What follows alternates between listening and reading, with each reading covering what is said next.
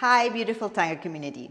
My name is Leah. I'm a professional tango dancer and certified yoga teacher based here in Buenos Aires. And as always, my idea is to share healthy and organic movement.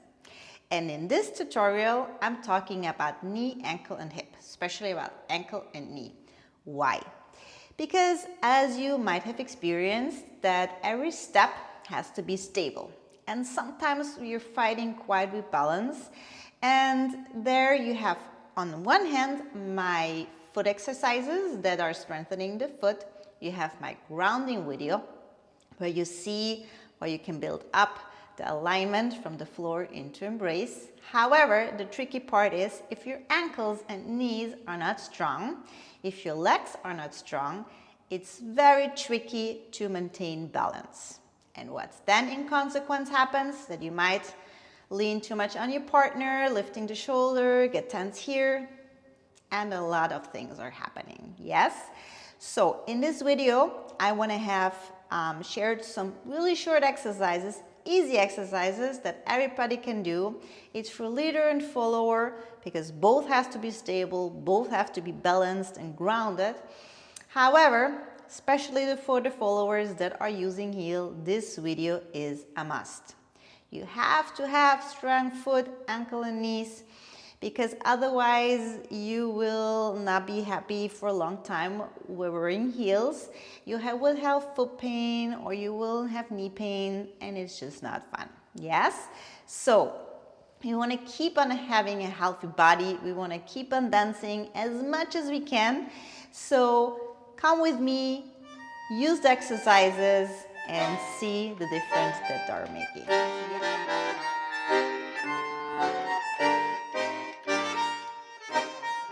So we will start with this disc.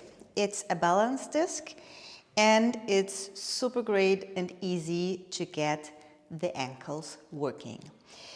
Mine is not as airy, so the more air you actually put in, the more easy it gets. I like it when it's a little bit more challenging. So whatever you feel up to, you can try it, yes? So basically what you want to do is you put it in front of you.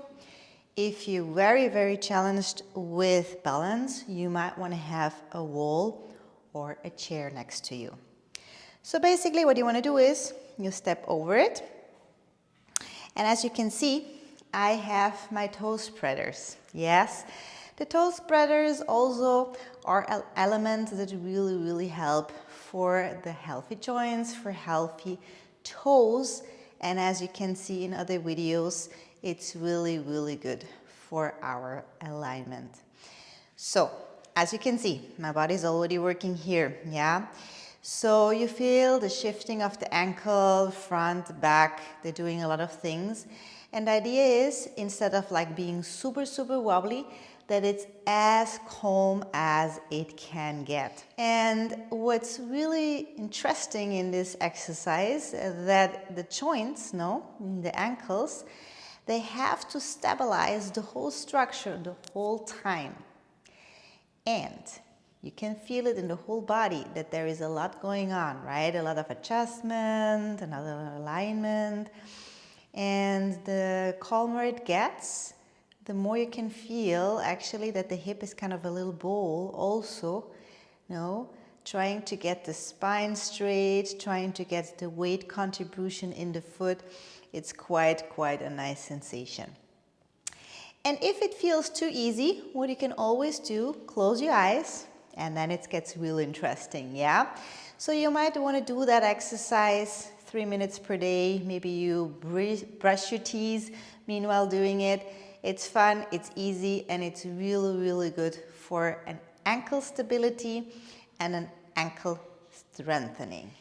So our second element for today is this elastic band.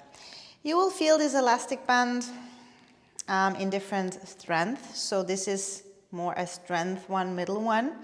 You can have really strong ones or a less strong one.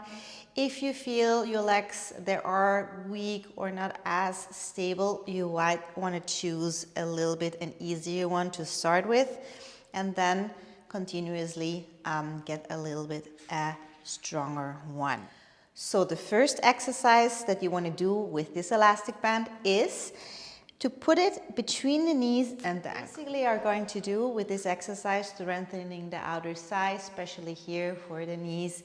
And it's a really, really good exercise to feel actually that there is a lot of power in our outer thighs.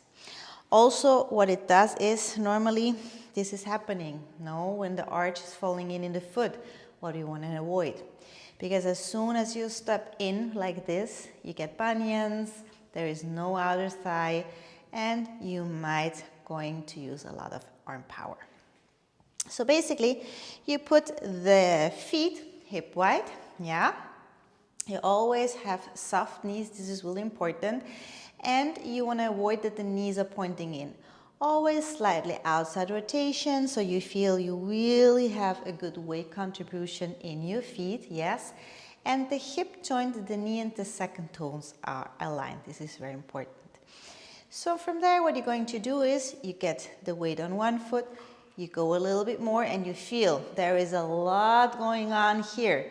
If I'm not getting a counterbalance here, the knee goes in very, very bad. So we want to have it out. You step in and you're going to the outer side. So you have 1, ta, 2, ta, and you can do that whatever times you want to do it. It's very good. You feel it in your glutes. Another muscle that's very important for our whole posture and stability. Yeah, so you do that several times and you can really feel the outer thigh, and it's really good for your knees. So another exercise with this band is with a half of a step apart. Yeah? What you want to do is exactly the same. You want to feel the weight contribution in your feet likewise. Yeah? So you don't want to fall in, you don't want to fall out. You really want to feel the whole part of the sole of your foot.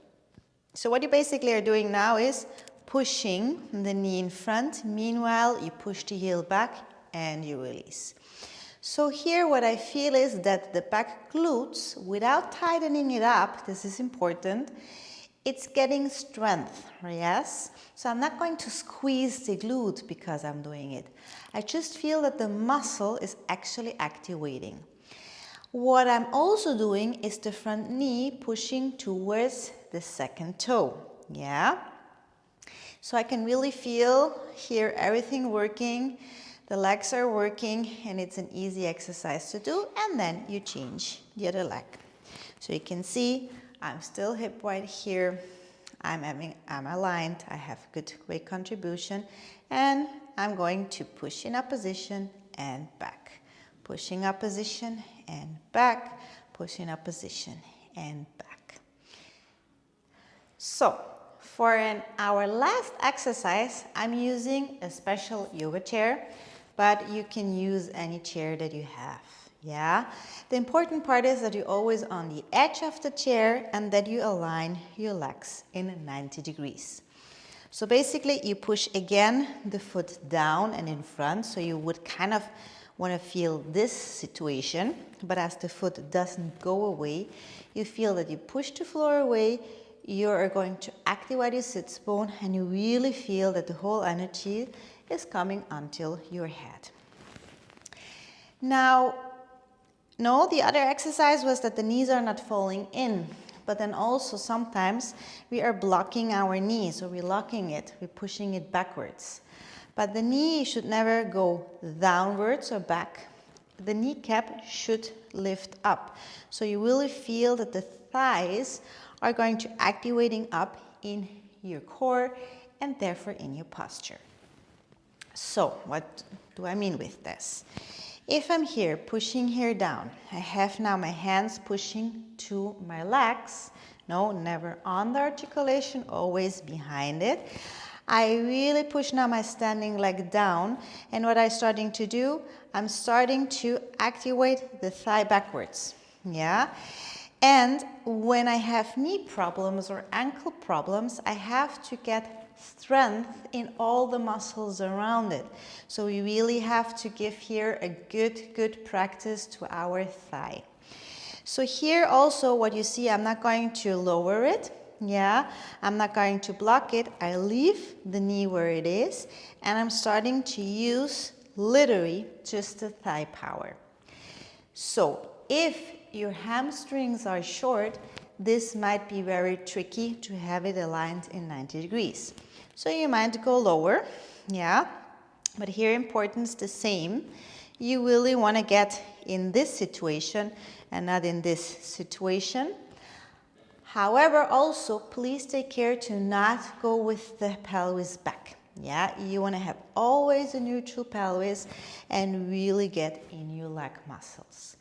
So here again, so you push down. If the hamstring is short, you might just do it from here.